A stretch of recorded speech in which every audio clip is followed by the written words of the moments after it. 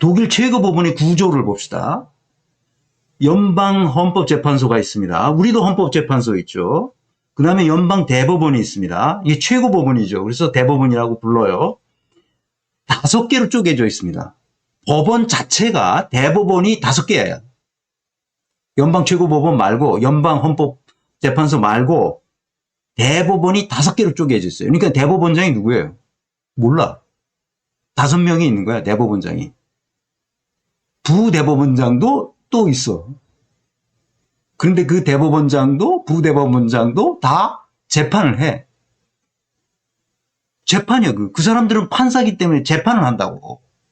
우리는 대법원장도 판사인데 재판을 안 해. 난 왜 안 하는지 모르겠어. 법원 행정처장도 재판을 안 해. 그래 12명만 재판을 하는 거야. 우리 지방법원장, 고등법원장 재판하는 사람 봤습니까? 재판 안 해. 얘네들은 법원장인데 왜 재판을 안 하지? 이거 똑같은 거야. 독일은 법원장들이 다 재판합니다. 왜? 판사니까. 법관이잖아. 법관은 재판하라고 온 사람들인데 왜 행정 업무를 하고 앉았냐고. 행정 업무가 부가적으로 조금 있지. 그건 행정은 다른 행정사 하는 사람이 따로 있어. 그 사람들에게 맡기면 돼. 이 사람 재판만 하면 돼. 우리나라는 학교 교장만 돼도 수업을 안 해, 이런. 독일 교장들은 다 수업합니다. 교사가 된 이유는 뭐야? 수업하려고 아이들 가르치는 게 좋고 아이들이 자라나는 걸 보니까 너무 좋아서 교사가 된 사람들 아니야? 그럼 수업을 해야지. 교장은 왜 수업을 안 하냐고. 나는 아주 이게 황당무계한 일이야. 하여튼 법원장님들 여기서 이러시면 안 되고 재판을 하셔야 됩니다. 여러분이 그 많은 경륜을 가지고 재판을 안 하면 그 경륜을 썩히는 거 아니에요. 그 능력을 썩히는 거 아닙니까? 능력은 저장이 안 돼요. 자기 역량은 저장이 안 됩니다. 저장 안 되면 썩는 거예요. 그래서 나도 지금 생방송을 하는 겁니다. 이게. 내가 가지고 있는 지식이나 내가 가지고 있는 역량이나 능력은 저장이 안 돼. 시간이 걸르면 그냥 없어지는 거예요. 그 바보 같은 일이지. 그래서 여러분들한테 이걸 알리는 거예요. 공개적으로. 일반 법원이 있어요. 일반 법원은 뭐냐? 일반 대법원은 뭐냐? 연방 대법원인데 일반 법원은 그냥 일반 민형사상의 사건을 최후로 결정하는 판결을 내리는 곳입니다. 노동법원은 노동사건에 대해서. 재정법원은 재정사건.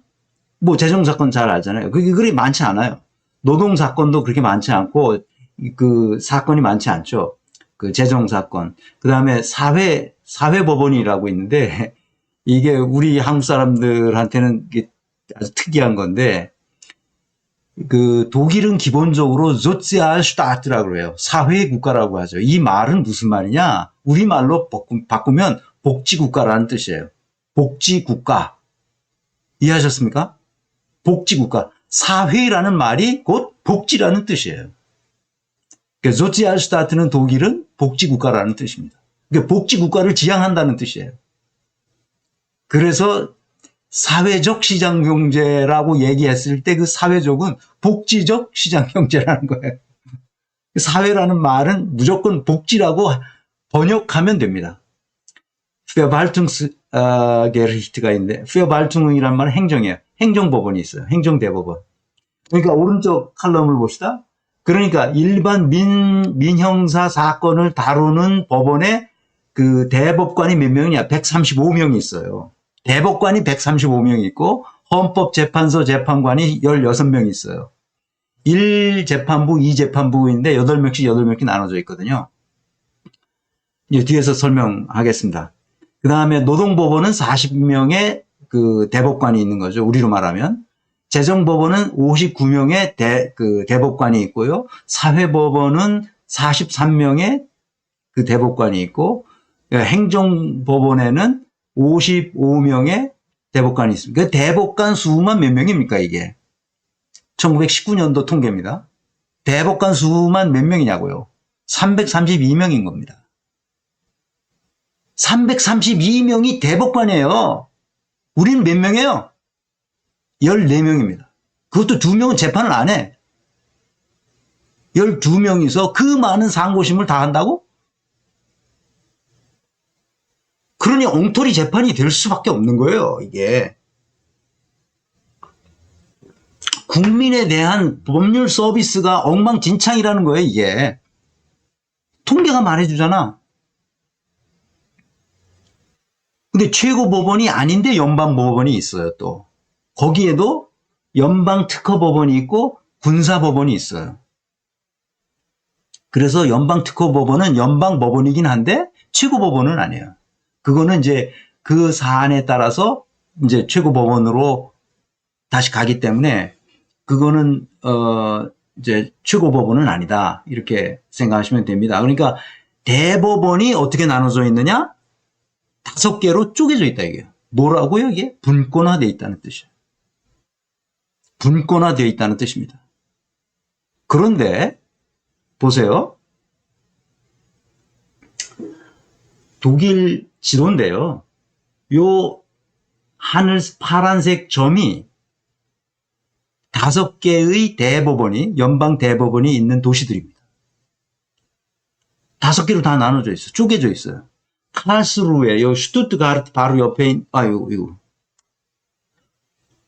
이 5개의 파란색 점을 제가 찍어놨습니다. 이 독일 지도에서.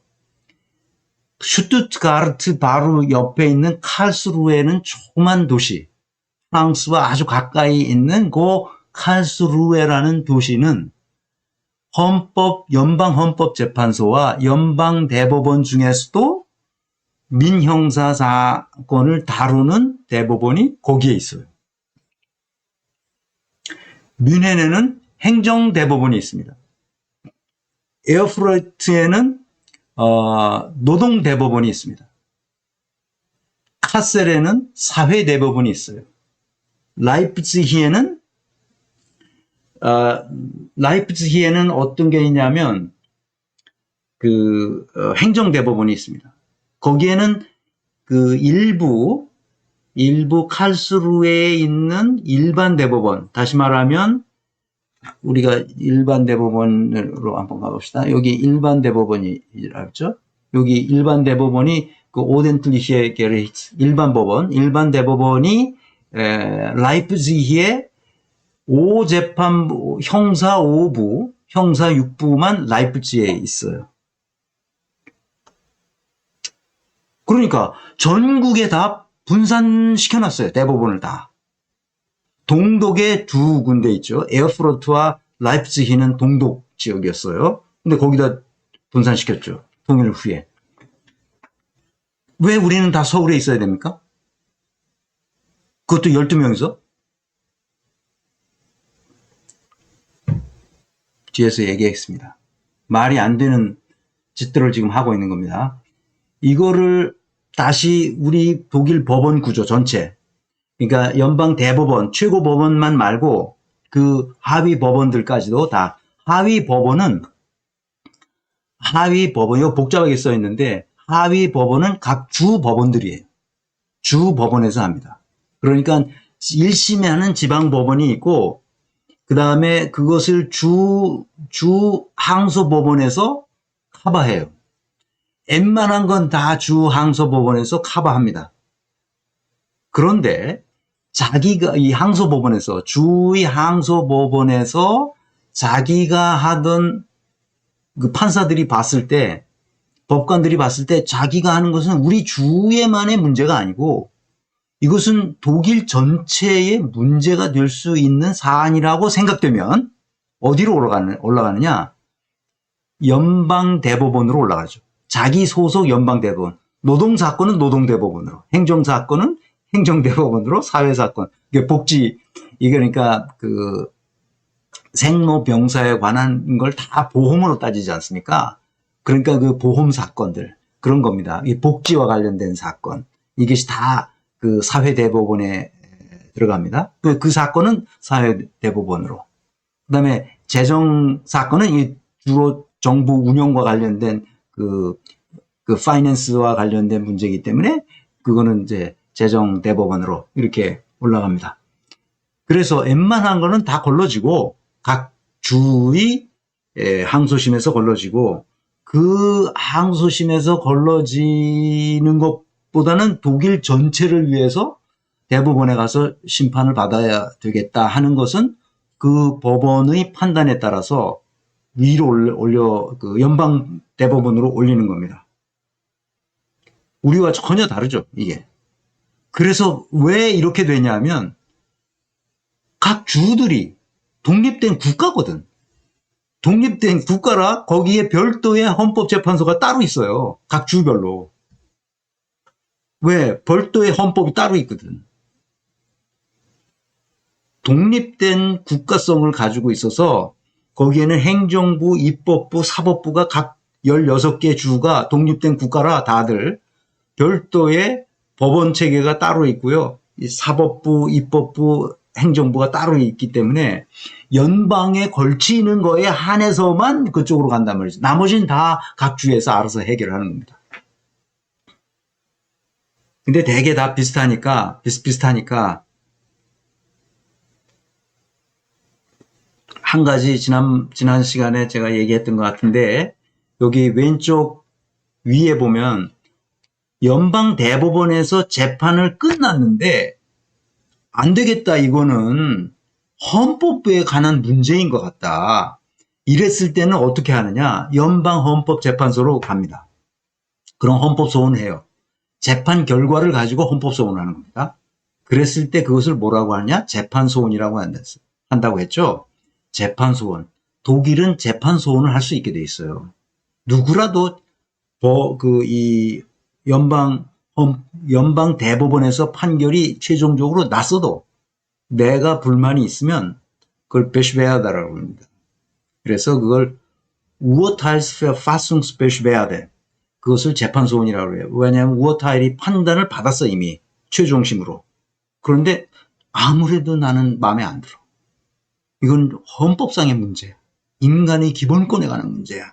이랬을 때는 연방헌법재판소로 다시 올라가서 한다. 여기 뭐 자세한 이야기는 제가 못하겠습니다. 숫자는 다 그 판사들 숫자입니다. 직업법관이 총 몇 명이냐 하면 21,340명이에요.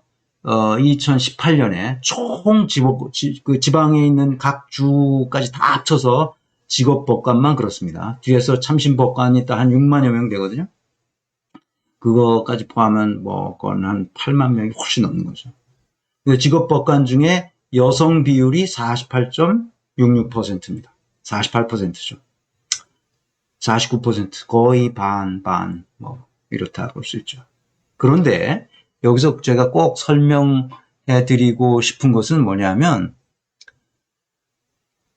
왜 법원장까지, 여기 다 법원장이 있을 거 아니에요. 왜 법원장들까지 행정을 안 하고 뭘 하느냐 하면 재판을 하거든요. 왜 재판을 할까요, 이 사람들이? 왜 재판을 할까요? 자기는 법관이니까. 그러니까 행정 업무는 그냥 여벌로 주어진 거야, 조금. 그럼 행정 업무는 누가 하냐? 인사 업무, 예산 업무, 기타 각종 행정 업무가 있을 거 아니야?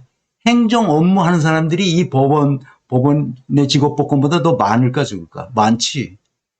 엄청 많아. 근데 그 사람들은 다 어디서 나온 사람들이냐? 법원 소속이 아니라 어디 소속이냐? 행정부 소속이야. 연방 대법원에 나와 있는 행정 업무들, 행정 요원들은 다 연방 법무부, 또 노동대법원은 연방 노동사회부, 행정대법원은 연방 법무부, 사회대법원은 연방 노동사회부, 재정대법원은 연방 법무부에서 직원들이, 행정요원들이 가서 인사 업무, 재무 업무, 그러니까 예산 업무죠. 기타 행정 업무를 다 맡아 해줍니다. 그러니까 괴물 같은 법원 행정처가 없다는 말이에요. 독일 연방 대법원에는. 그런데 누가 이 독일 법원이 사법부가 독립성을 훼손됐다고 말하는 사람 단 한 사람도 없습니다.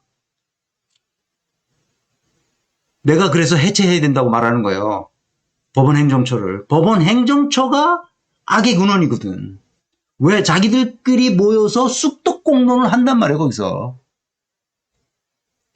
그리고 쓱쓱 이 재판거래 하지 않습니까? 양승태 시절에 그랬잖아요. 재판거래하고. 그래서 문제가 생긴 거 아니야. 연방헌법재판소를 봅시다. 왼쪽 꼭대기 16명인데 8명씩 1부, 2부로 나눠져, 그러니까 8명씩 1부, 2부로 나눠졌다 했잖아요. 근데 여성 재판관의 비율이 9명입니다. 56%죠. 왜 그럴까요? 인간의 존엄성을 존중하고 보호하는 인간 존엄성의 문제를 다루는 곳이기 때문에 그렇습니다. 여성이 약자였어요. 인류 역사 속에 20세기 들어와서 겨우 평등. 제가 80년대 유학 갔는데 조교를 뽑는데 교수가 방을 붙이잖아요. 조교를 뽑는데 다른 조건이 다 똑같으면 여성 우대 있었어. 나 그래서 80년대 여성 우대. 그래서 아니 왜 조건이 똑같은데 왜 여성 우대하냐. 그랬더니 그렇게 하도록 돼 있다는 거예요. 그래서 여성 우대 진짜. 그 직업법관의 여성 비율이 48.66에다가 연방헌법재판소는 그 16명 중에 9명이 여성이에요.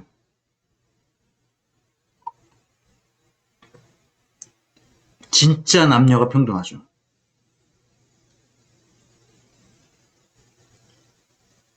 그래서 법원의 신뢰도가 높은 이유,